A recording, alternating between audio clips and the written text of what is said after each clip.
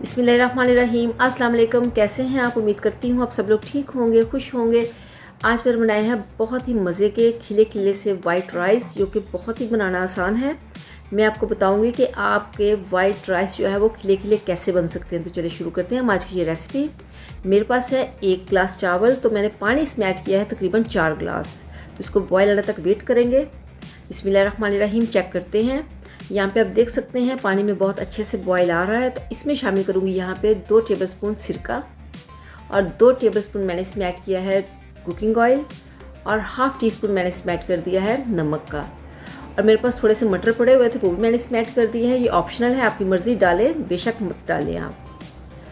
तो चावल को मैंने भिगो के रख दिया था तकरीबन 1 घंटा पहले। ये पुराने चावल हैं बासमती के, जिसको मैंने 1 घंटा पहले भिगो के रख दिया था, वो मैंने इसमें ऐड कर दिए। अब आप हल्के हाथों से इसको यहाँ पे हिला देंगे।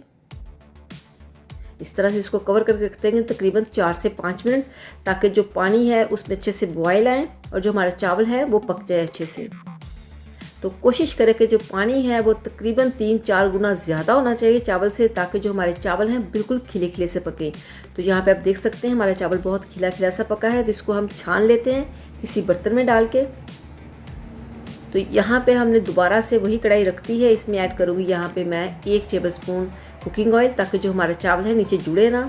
तो यहाँ पे मैंने सारा पानी इसका उतार लिया था। दोबारा से इसको फिर हम डाल देंगे कढ़ाई के अंदर इस तरह से, और इसको पूरी कढ़ाई के अंदर अच्छे से फैला लेंगे चावलों को इस तरह से। तो ये बहुत ही खिला खिला सा चावल बनेगा। आप इसको इसी तरह से फॉलो कीजिएगा। तो 1 से 2 टेबलस्पून इसमें कुकिंग ऑयल मैंने ऐड कर दिया है।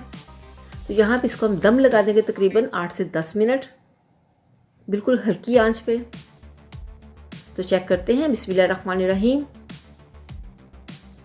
यहाँ पे आप देख सकते हैं जो हमारा दम है वो पूरा हो चुका है 10 मिनट का, और जो हमारा चावल है वो कितना खिला खिला सा बना है। तो अगर आपको मेरी ये रेसिपी पसंद आए तो मेरे चैनल को ज़रूर सब्सक्राइब कीजिएगा, वीडियो को लाइक कीजिएगा। आप देख सकते हैं कि जो चावल है बहुत ही मज़े का लग रहा है।